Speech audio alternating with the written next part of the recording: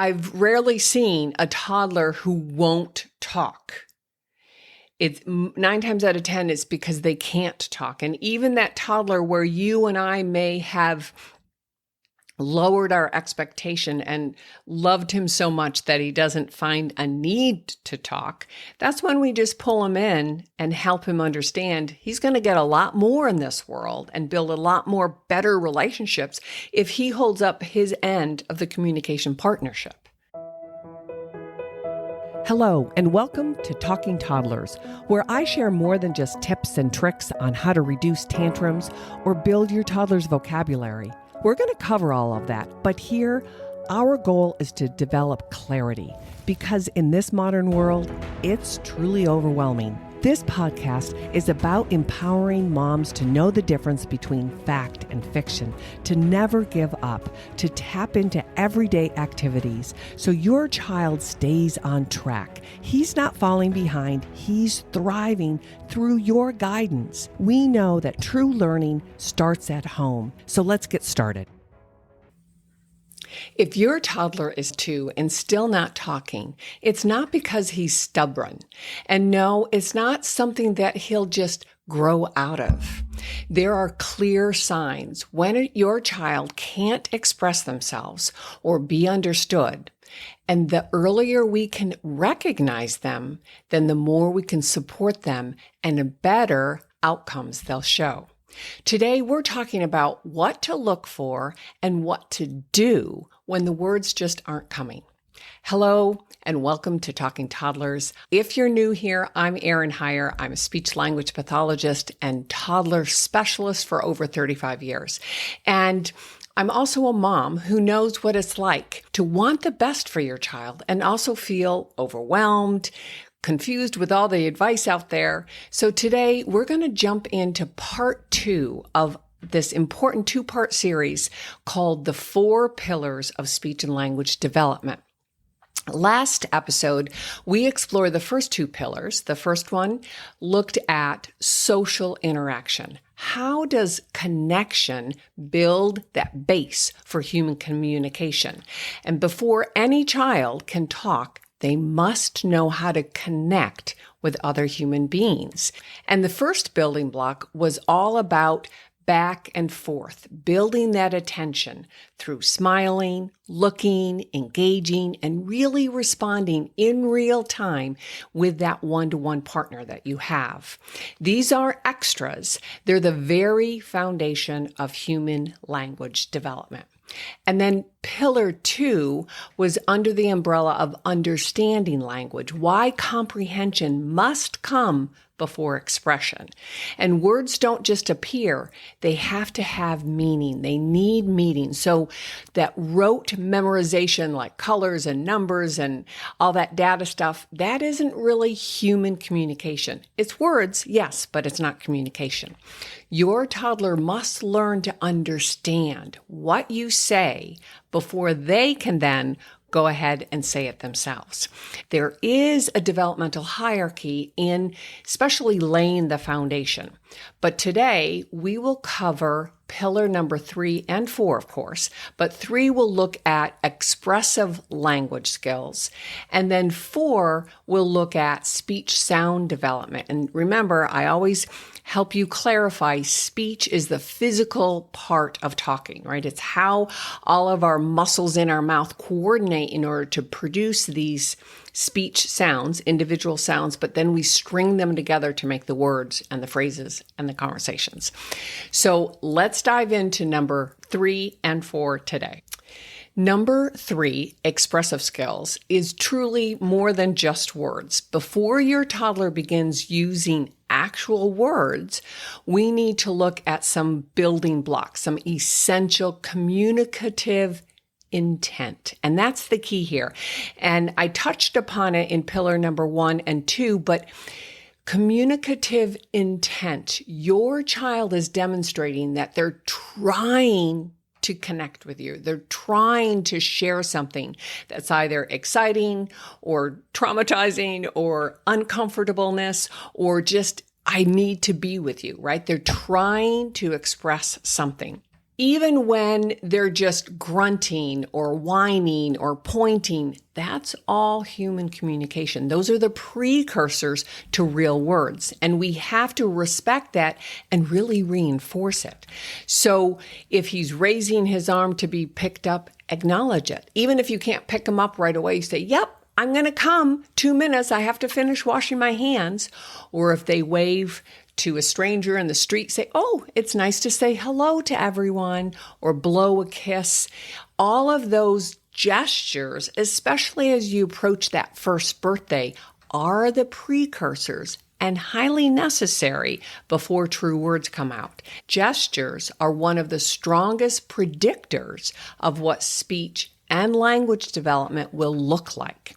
When your child begins to imitate actions, and that's what gestures are, clapping or tapping on the table, right? Or pointing, shaking their head, even the same dance moves, right? Wiggling your hips, tapping your foot, and again, the infamous pointing.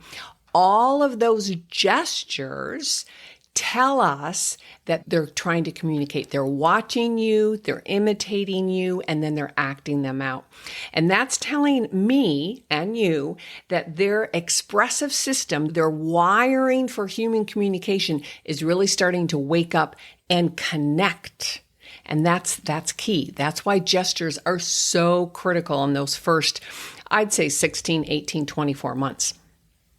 So before words ever show up, there must be that intentional effort to communicate attached to the gestures themselves. And yes, we can look at, baby signs as part of that makeup too.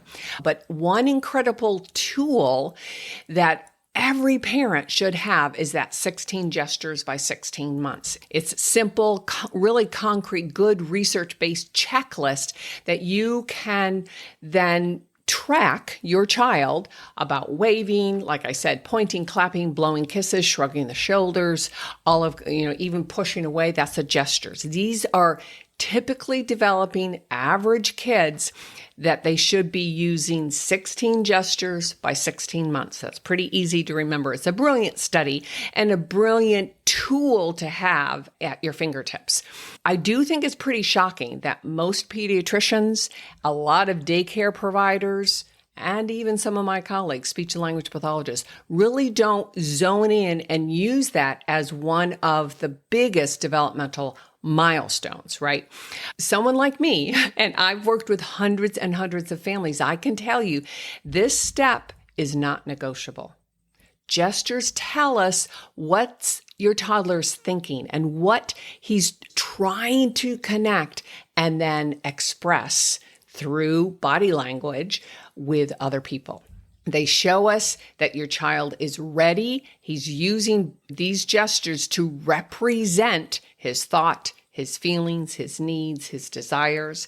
And that's what words are. Words just help represent, or they're symbolic of what's going on inside of them, inside their mind or their heart or their soul. These are the bridges that we build through social play and engagement, and then helping them get ready for verbal communication. But we can't get there until we have this solid foundation. So just keep that in mind as you're going about your day, as well as playing, that these gestures and imitation of these gestures, like I said, when they're a little bit bigger and they're sitting up and they can do waving goodbye and rock in their seat and tap on the table and hug and kiss, all of those gestures to objects and to other people, that is really, really critical in this stage. And I don't want anyone to brush it off or minimize it. And here's the cool part, that all of you at home can support this naturally. At any age, no matter where they are, you can zone in on these gestures, these nonverbal. And of course, you're always going to pair them up with the verbal language, but highlight, focus, zone in on modeling all of these gestures and make up your own baby language, right? Your baby sign language, and use the natural nursery rhymes that are common in our culture, right? The itsy bitsy spider and the wheels on the bus. You know all of these, right? That's why kids love them, gravitate toward them, and feel empowered. So don't forget, there is a packet of Let's Talk, and the 16 gestures by 16 months are in that. But I can't say this enough, that these small and consistent interactions are really the foundation. I'm talking about these 4 basic building blocks, and this is number 3, and it's really a hallmark to helping them get to that next step. And I don't want to minimize this, but baby signs are part of this gesture packet. And for a long while, I'll be honest, probably in the 80s and even 90s, I kind of poo-pooed the whole baby signs, not because I didn't think it was relevant or helpful. What the research really suggested is that it didn't increase the vocabulary words. It didn't even push a child earlier to talk. What it did do was reduce a lot of frustration. And that's key at this age, of course. But what I now have kind of embraced is we can take those baby signs, whether they're real American Sign Language, ASL, or if they're homemade, and embed them in this 16 gestures by 16 months. And so all of it is really rich precursors to spoken language. And so use them on purpose. These are gestures that a 1-year-old, a 16-month-old can easily do, right? Again, want, right? That's a want gestures. I want. Let's see, jump, right? Eat. Down the neck means I'm thirsty, right? Food. Is there sleep? All of those are baby signs, but they coincide with ASL as well. What now I want to focus on are some of the red flags, because we talked about communicative intent. We talked about how gestures and actions, especially imitative gestures and actions, are really telling us that they're getting ready for verbal communication. We also want noisy babies, right?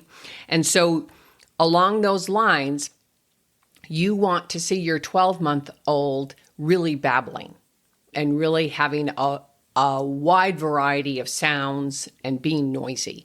You also want those gestures. If they're not pointing or showing or reaching or waving or kissing or shrugging or pushing, all of those kinds of things, instead of just running away and ignoring you, but really using hand and body gestures to communicate that communicative intent. And the imitation aspect of it, of actions and sound making, trying to really imitate some of your sounds that are important to him, especially as they push beyond that 12-month and closer to that 15-month. You want imitation to really kick in. And then around 16 months, you want a good handful of words other than mama and dada, right? You want words, a handful of words as they approach 16 to 18 months where they're using it on purpose. Either they want it or they're sharing it with you or something happened to it. If his favorite truck, the wheel fell off and he'd say, broke, or truck, right? It's broken. Or fix it, please. But as they are approaching that second birthday, then you really want 50 words and emerging 2-word phrases. And 50 words, I keep telling everybody that'll listen, is the minimum. And I know the CDC has changed and all of that, but like I'm constantly reiterating here, we haven't really changed. And so we should not lower our expectations just because the world has gotten noisy and messy and cluttered. You and me, we know what's best for them. So a chatty 24-month-old is what every mother heart is just aching for, right? Because as those 2-word phrases build up, then closer to that 30-month and 36-month, they're really going to have conversations. Now, they're going to jump around from topic to topic. They're not going to make necessarily a lot of sense when they try to tell stories, but If they're not using at least 50 words and starting to put 2 words together by their 2nd birthday, then that is a pretty big red flag. And it doesn't mean that you immediately have to call someone and be worried. It just means like, what can I do differently during our everyday life to help support that? And the other big red flag that sometimes is overlooked or minimized is that whenever a child loses speech or loses interest in interaction, whenever they regress, that is never part of the natural developmental process. So sometimes things like speech will take a back seat, especially when they jump into the toilet training. That's just such a big milestone and takes a lot of mental bandwidth. And it doesn't mean that they regress and lose speech. It just means that perhaps they don't have as much momentum moving forward. And some kids will use repetition, stutter-like speech expression. It's not stuttering. It's just that a lot is going on in the poor guy's little head and body and soul that he needs more time. So it's a timing. And you want to see good days and not so good days. You want success and you want frustration, and it's a process. But we're always moving forward. We don't want stopping, though. We don't want a kid to stop interacting or stop using real words that he had last week. That's one of the most serious red flags. And I know that here I'm always talking about prevention. What can you do to get ahead of it? But on the flip side of that, we do have to know what are the serious markers that would warrant a serious conversation. And I know that our life, yours and mine and everyone's, has been a little wonky over the past several years. And like I said, there's been adjustment on the CDC guidelines of early development. I believe there are a couple silver linings. And one of them is, I think more families are asking questions. And that, I think, is always a good sign, because that opens dialogue. And I think that both science and research and human lifestyles, all of that should always be an open dialogue.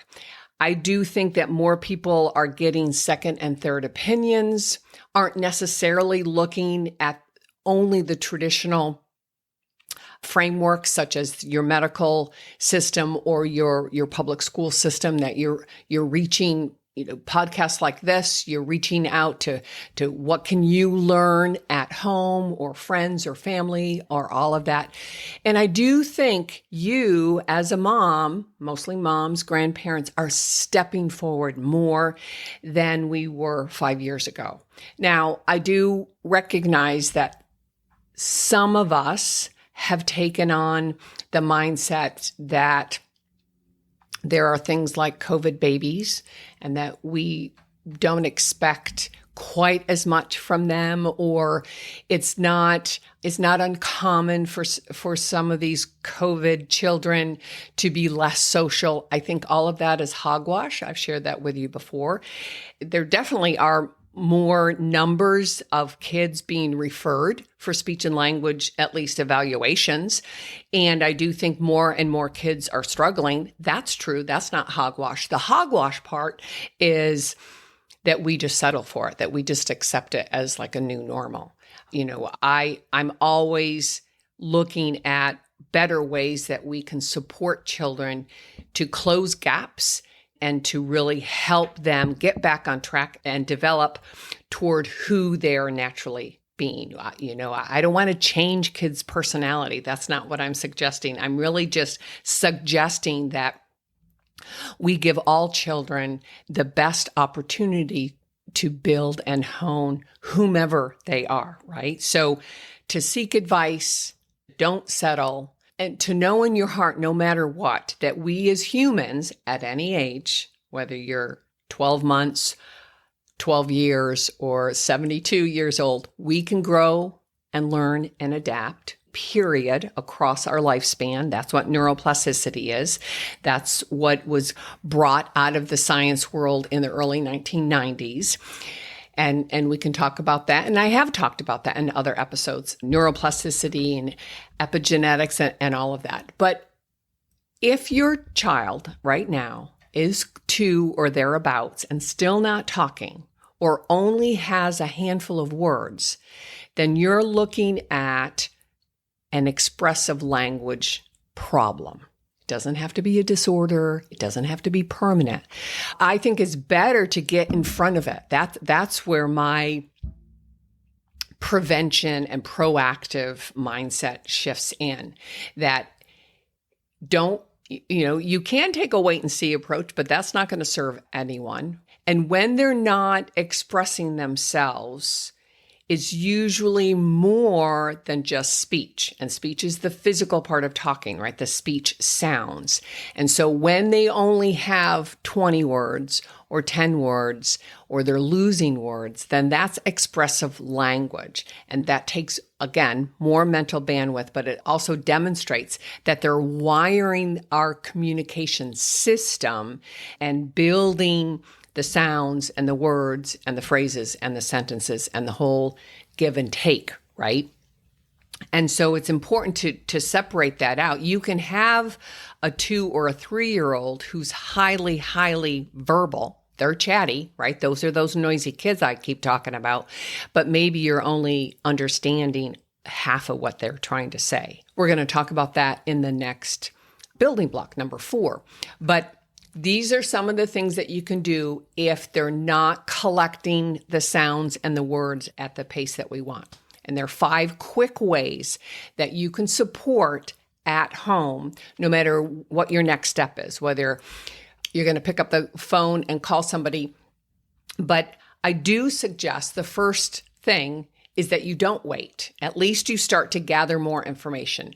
Reach out to me, call your speech pathologist in your local town, because the more knowledge and the better understanding you have, then the better support you're going to get.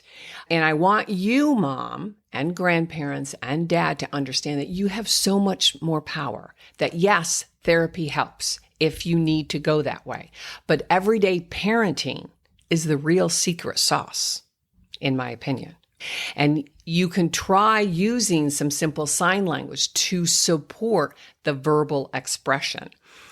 And it's not just being helpful, it really is empowering them to express themselves both verbally and non-verbally and take some pressure off. They're less frustrated then, right? And like I said, you can do more. You can do now, maybe, right? No, I want, I'm tired, I'm hungry, I'm thirsty, all of those kinds of things that when you pair them with words, then that's really empowerment. It closes the gap of frustration and builds their ability to be successful and feel like, oh, I can do this. It's taken work, but I can do that, right? You're encouraging them to be successful. It removes some of that pressure of actual speaking. And that's what the research has indicated. Not so much that it really increases their vocabulary, but like I said, it closes the gap of frustration, and their speech actually then begins to be heard, and they're trying more often because they're really communicating here with their hands, and the speech is kind of automatic. The third piece of advice I have is to make it fun. To use play sounds like the animal noises, the environmental sounds, all those nursery rhymes. It's much more interesting to hear you say vroom, vroom with a car instead of say car, car, car, truck, or cluck, cluck, cluck for the chicken. Or even if they say things like ooey for monkey, that's an approximation. They know there are 2 parts. They don't have the consonants yet, but they know, okay, there's 2 parts to this word. It's not just E, right? It's monkey. And so we want these animal sounds, these environmental sounds. They are, 1, considered real words if they use them consistently across time. And 2, they're going to try those before they try to formulate the clear adult formation. Number 4 in this list of recommendations is to simplify your speech. And I say this a lot here, but as you model, I want you to model and think of single words, over-articulate, stretch out those vowels, because you're coding, they're mapping inside their head based on what they hear and what they see in your mouth. And then they'll start to attach those onto words that are meaningful to them, that they hear 100, 200, 500 times a day, right? Water, more, ball, go, up, foot, hand, wash, eat, poopy, stinky, sit, right? Look. Those kinds of both nouns and action words that they hear over and over and over again. But if we pull them out and we stress them, we're coding the language, we're attaching it to meaning. It's meaningful to them. They're going to be interested. And so, like I indicated earlier, I do have a vocabulary building guide that will have a link down below, as well as Let's Get Ready to Talk, right? So look down below for all the different choices that you have and, take one of each. All right. And the 5th recommendation that I have is, it kind of encompasses all of this, but focus on things that are relevant. That's why screen times don't work. Yes, they might be able to imitate a word or two off of that, but if you attach meaning to their favorite toys, their favorite healthy snacks and foods, their favorite games, their favorite people and pets, all of that, then it's relative. And we all want to learn about things that are meaningful. What lights him or her up? Go there. Always start there, especially when you're looking at a kid under 5. Because in order to do that, we need them to buy in. And I've said this probably, 1,000 times in my lifetime, that kids can be so well loved and so well taken care of and understood, with the exception of verbal expression, that they're like, well, why should I bother?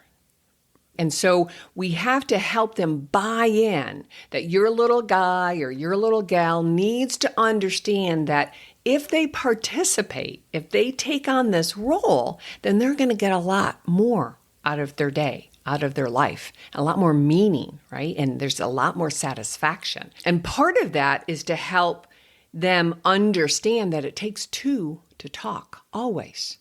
And yeah, you can practice, but when they're talking to themselves, they're really having their dollies or their trucks or their wild animals talk to each other.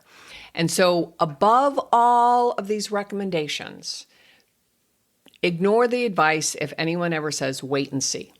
Because if you have a concern, even if there's nothing wrong and you have unrealistic expectations, okay, fine. But never wait and see. That's just because what an evaluation really does, or picking up the phone and talking to someone, or listening to a channel like mine, you're just going to gather information. You're just going to learn what it takes to support early child development, right? But I have heard over and over again, one of the top regrets that most parents, mostly moms, but will say is that they didn't listen to their gut and they took the advice to wait and see. And I certainly get that you don't want to act prematurely, but I think it's also incredibly rude of any professional to dismiss your concern. I know that there are a lot of people who say, oh, I have an ache in my shoulder. I think I might have cancer, being that crazy. But when it comes to early child development, you don't really know, and you don't know what you don't know. I've said that here before too. And so just to seek information and input doesn't mean that there has to be a big, bad, ugly diagnosis after it. Because at the end of the day, your toddler, any toddler, would talk if they could. And just like I said, that their kids aren't being defiant. They're having trouble understanding what the behavioral requirements are at this age. Now, if you're having a 7, 8, 9-year-old and they're being defiant, that's a whole nother story. But when I'm talking about that 1, 2, and 3, and even that 4-year-old, I've rarely seen a toddler who won't talk. It's 9 times out of 10, it's because they can't talk. And even that toddler where you and I may have lowered our expectation and loved him so much that he doesn't find a need to talk, that's when we just pull him in and help him understand he's going to get a lot more in this world and build a lot more better relationships if he holds up his end of the communication partnership. And that's really what we're talking about here. So now let's move into the 4th building block, and that is really the speech sounds. How does your child acquire all of those speech sounds? And I've shared with you in the past that there are 26 letters in the alphabet, but there are 44 sounds that we produce to string together and speak English. And I always give the example, you have the S, S, you have the H, and you also have the SH, shh. And that's what we would call a voiceless sound, shh, shh, shh. But if I turned on my voice, right, and made it vocal, then that's a zh sound, like in the word beige or pleasure. So that's how we come up with those 44 sounds. But in the beginning, it's all about the vowels and some of those early development sounds. And in the link below, in the packet that I put together for you all, there is a speech development chart because the sh is a little bit harder than the b, right? And the r, the infamous R sound, is one of the hardest sounds, along with the th. But those are fine details. But when I talk about speech and speech intelligibility, and some parents will look at me a little cross-eyed and say, are you talking about intelligence? And we say, no, that's simply how clear is your toddler being understood by the outside people, right? And sometimes it's dads, because dads don't spend quite as much quality and quantity of time, so they're not quite as acclimated to their subtle speech differences. But it's usually a friend or a neighbor who only sees your child once in a while, right? But it's really how clear is his speech being understood by outsiders. Keep in mind, when we're looking at a 1, 2, 3, and even a 4-year-old, we're not looking for perfection. Toddlers won't sound like you and me. Now, every once in a while, you're going to find a remarkably articulate 3-year-old. That's great. They do exist quite often, but we're talking about the average kids. So they will be mixing up the sounds and simplifying, especially if they're looking at a word that is complex in its structure. So even truck, that TR, that's a complex blend, right? And then going from the front of the mouth, going to the back and the back and up, the R is a complex sound, and then you have to pop up for the k, right? So that's a lot of tongue movement. That's complex. So they're going to make it easier. They're going to say twuck or uck, right? Or tuck. They'll drop off the R altogether when they're 2.5. And then they're going to maybe substitute that W in there for that R for twuck closer to that 3rd birthday. So as they're progressing with age and experience, they're going to modify their simplification. And we as speech people, we understand the vast majority of those substitutions and what's a typical progression. You don't have to know all of this. You just have to know that their speech is progressing. It's getting clearer and clearer. 2 weeks ago, Uncle Joe couldn't understand him very much, but now they're getting on just great at the family picnic, right? But so always keep in mind that you should expect progress. There shouldn't be plateaus and there should never be regression. So here's some general guidelines. I do have more clear milestones in the packet, so take a look at there. But by 2, most parents understand at least 50% of what your child is trying to say, right? So keep that in mind. That's about 50%. Now, also, they should be using a lot of gestures and body language to support that. So then we can understand a lot more if they're supplementing it with nonverbal communication. By 3, that percentage jumps to 75%, even with unfamiliar adults. So someone who only sees them at church every Sunday, or someone who sees them at the park or something. But by 3, they should be speaking in sentences, not complex sentences necessarily, but complete sentences where there's a noun and there's a verb and the structure is pretty solid. And the speech sounds are close enough to the adult formation that the layperson can understand them 70% of the time. And they should also be able to tell stories. Again, they might jump from topic to topic. They might get a little repetitive in their thought process, but they should be understood. And then by age 4, we expect speech clarity to be closer to 90% with all adults. Now, some kids will be more chatty, of course, and some kids will be a little bit more reserved. But the key here is that all toddlers, your 1 and 2 and 3-year-old, should be attempting to express themselves with better and better clarity. And I also want to include here this myth that has been alive and well for my 40 years of practice for sure. And I'm not quite sure who or how it came up with that boys, poor boys, develop speech and language skills slower than girls. There has never been any evidence to support that.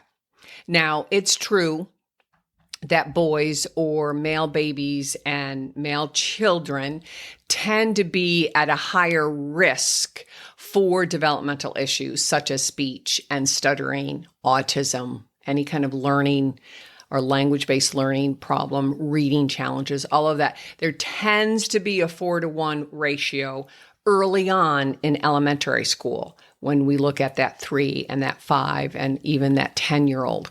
But somewhere in middle school, the numbers kind of balance out. Boys generally, these are general terms, boys and girls express themselves quite differently.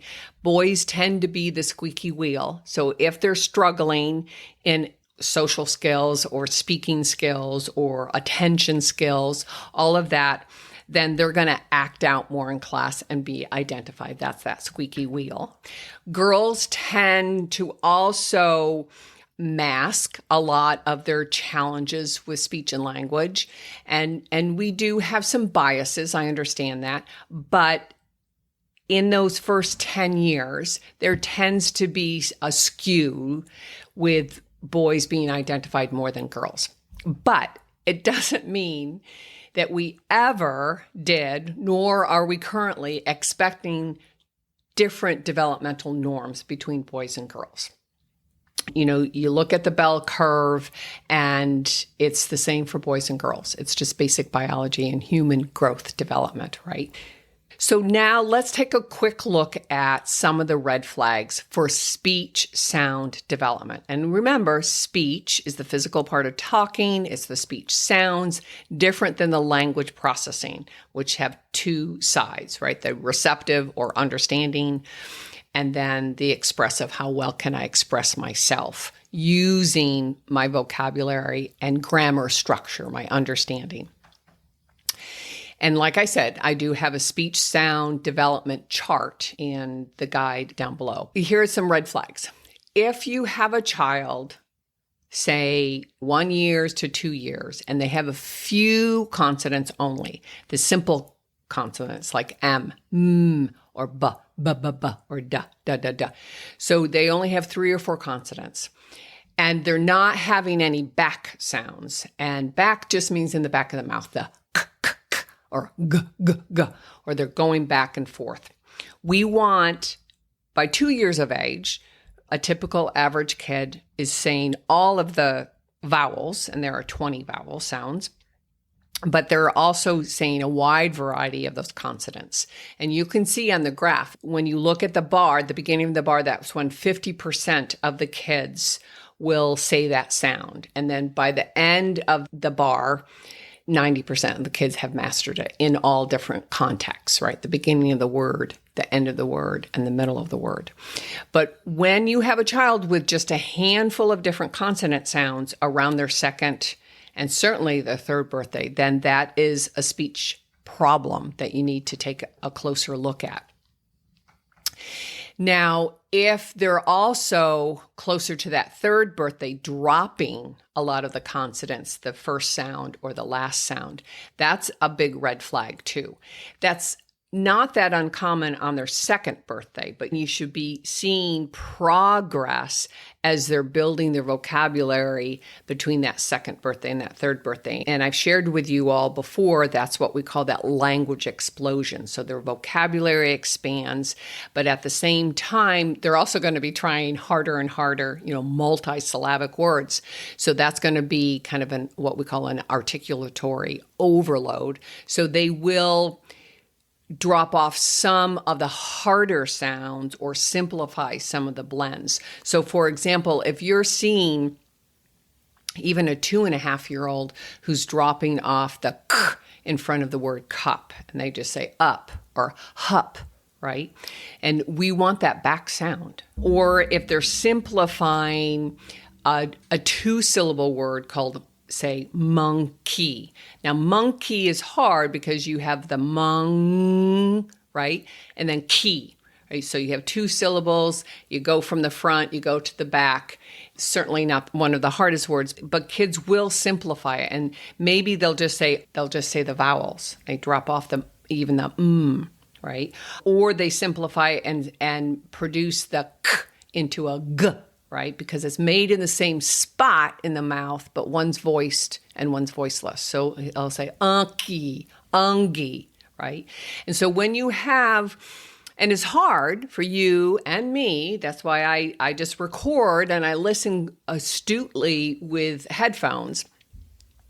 And you can do this. You can secretly record them. And I've been encouraging a lot of moms these days, just record them and then really analyze, because it's so hard to hear what sounds are they really saying in real time. So just put it on audio record, your phone, put it on the side and, start playing quietly, whether it's Play-Doh or you're looking at a book, and really ask them questions, like, oh, what's this? Or what's this girl doing in the book? Or like, oh, this looks like the lake that we go to. What do you like to do at the lake? And you can bridge into these different conversations. But audio record it and listen back and figure out what sounds are they saying. Also, a red flag at this stage is if they have no 2-syllable words. And so words like cupcake or even monkey. Monkey is 2 syllables. Cupcake is a compound word, right? So it's a real word and a real word. Snowman is also. And so take a look at their vocabulary list and what they're trying to put together. And then there's things like football or baseball or even button.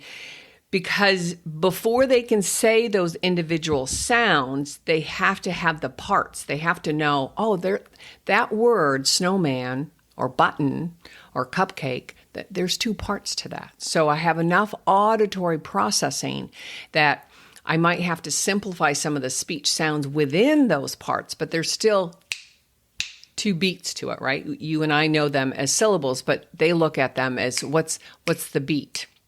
Just like the infamous banana. And I don't reinforce if they're dropping off and making it simplified. So if they say nana, I say, yeah, that's a banana. Now, I do use nicknames or family names, but I don't if it's a real object or if it's their favorite toy or their favorite blanket or their favorite whatever, then I will use those as a nickname and simplify it. But even the simple words of banana or water, I never call it Wawa. I never reinforce that. And I recommend that you guys don't either. But you don't necessarily always have to correct them. You just give them that adult model. And that's the key, especially when they're 2 and 3. Correcting really can shut that conversational flow down quickly. And we don't want to do that because we're giving them the nonverbal impression that you're not good enough.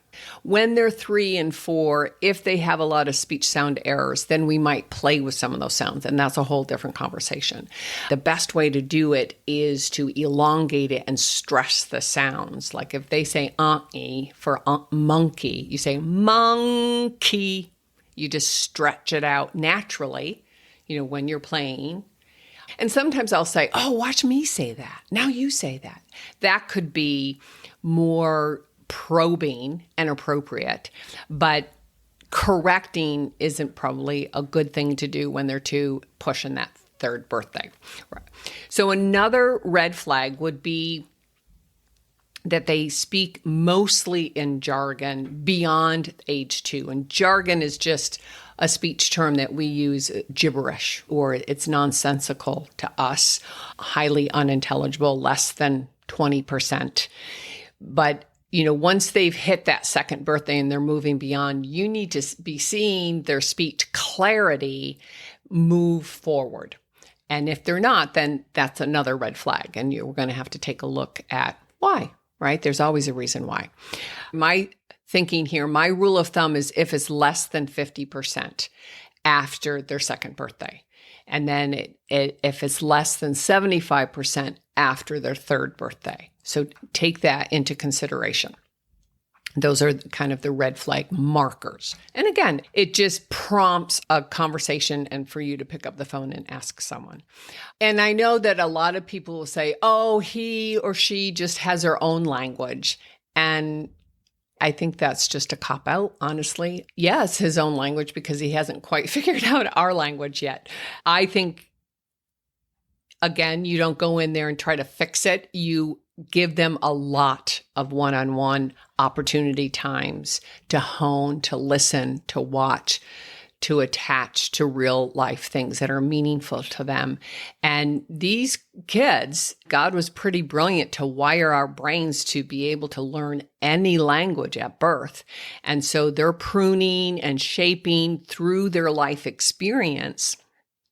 And I think it's important that we give them enough of our undivided attention and presence to help do that with them. And that's the whole key, that kids learn how to speak and talk and listen and have conversations with us through practice.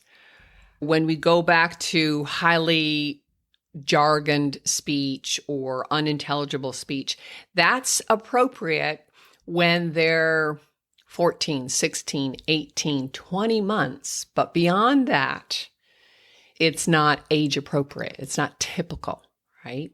And so you want, with that 2-year-old, especially if someone is pretty chatty at 2, so you're going to hear some unintelligible words and then his real words popping out, and that's what you want. But if it's mostly unintelligible, then that's time for a different conversation. I do think that highly unintelligible words is different than if you take a recording and you hear a lot of speech sound errors that just makes their words what we call approximated. So they're pretty close to the adult form, but you and I can understand it because the substitutions aren't that crazy or one-off, right? And so, for example, the word truck, that TR is a hard blend. So kids will simplify it. And in the beginning, they might say tuck, or they might use another substitution, an F there, which is often common. But they quickly learn that, oh, there's a sound right after that T. I can't really say it. It's an sound. That's too hard for my tongue to do right now. So I'm going to simplify it with what we call this round sound, like W, right? Twuck. It's pretty close. Sounds, everybody can understand what I'm saying now. So twuck, right? And so that's what's going on in their head. And even the word monkey, again, 2 syllables. Do they have the 2 parts? And are they trying to put a consonant where there should be a consonant? So they might say monkey, right? They'll say the g instead of the k for the key part. And so they know that a sound goes in there. They're not just dropping it off. Instead of mungy,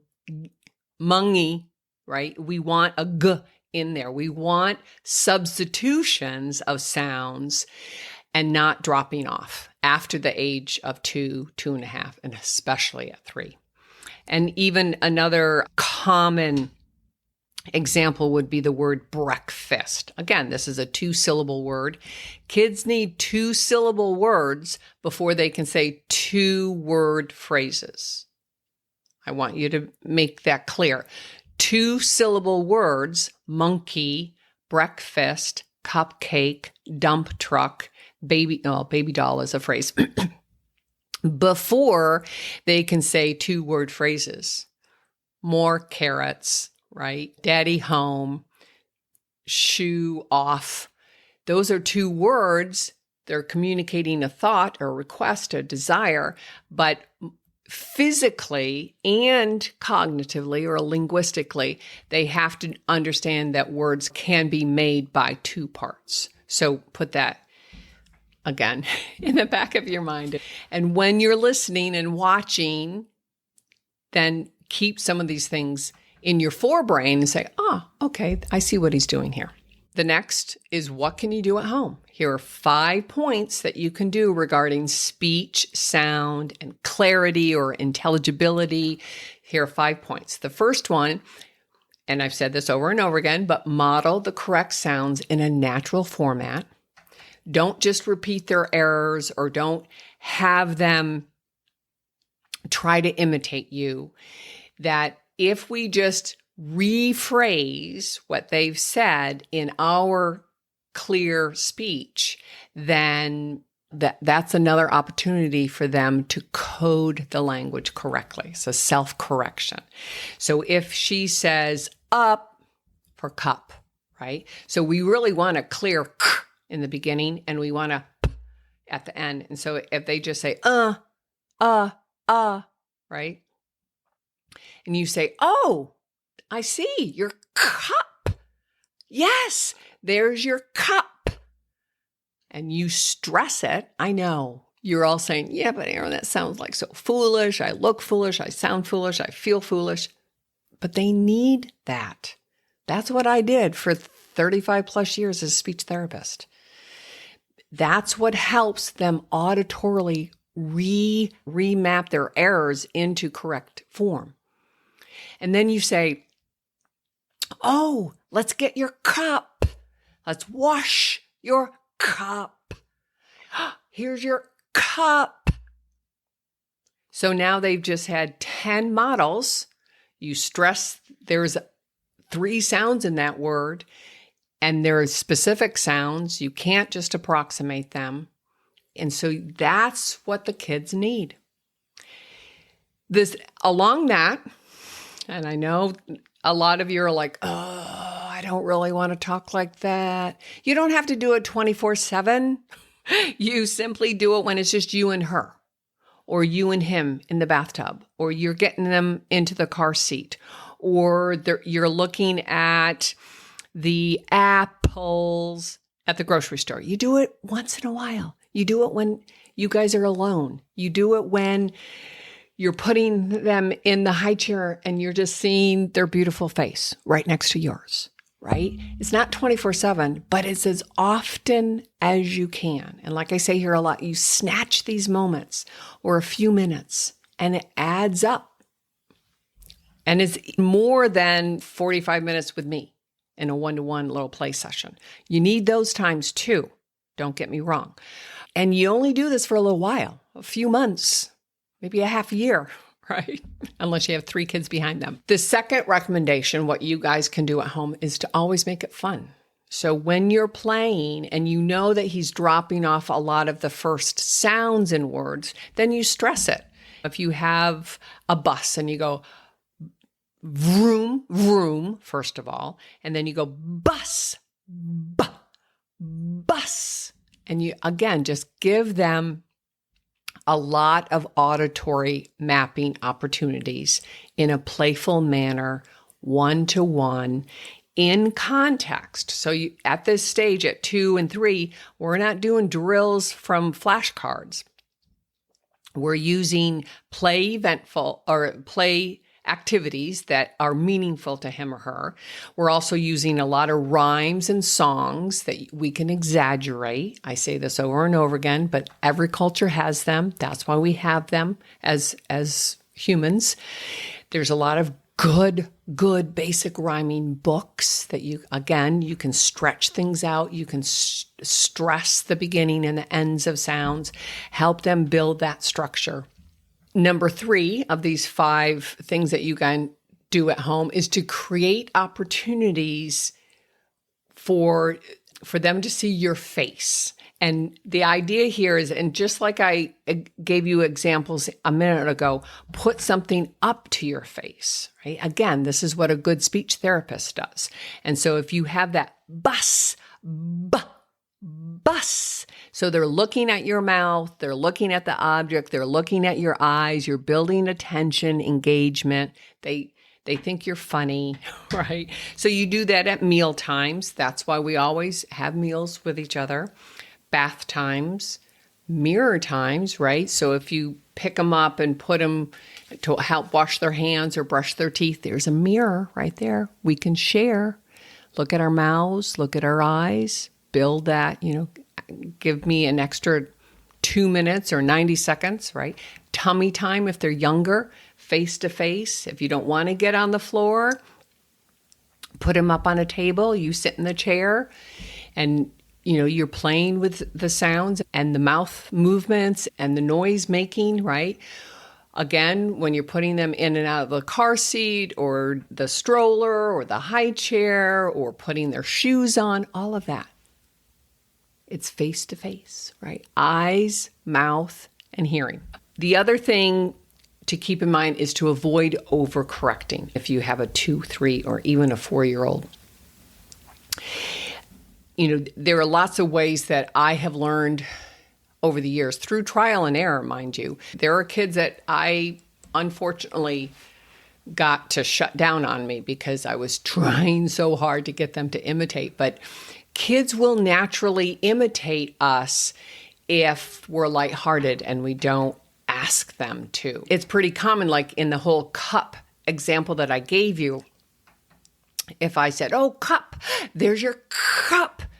After I say it 2 or 3 times, they're going to want to imitate us because I'm not asking, I'm not forcing, I'm not putting pressure on them. They will naturally want to imitate us because that's what kids do.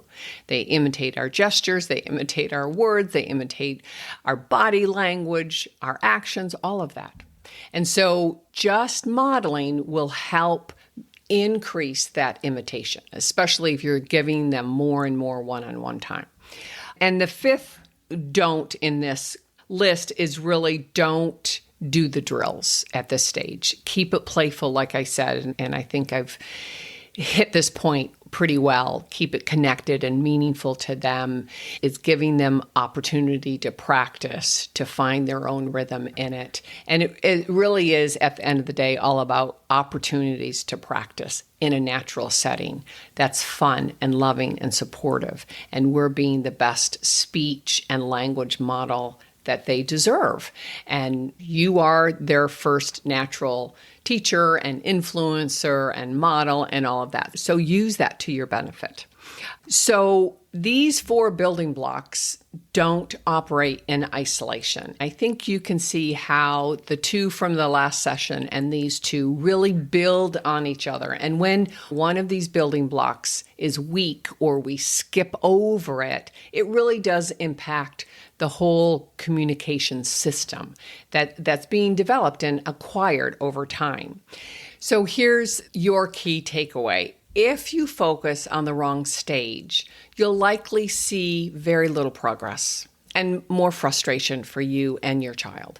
But if you meet your child where he or she is at this moment and support that layer of development, then you'll see progress. And that will come. We have to meet them where they are, support them, and in our minds only know what the next step or two are, so then we know where we're headed. We don't have to know the end result. We just have to know what the next step is, right? So small things done consistently every single day make the biggest difference.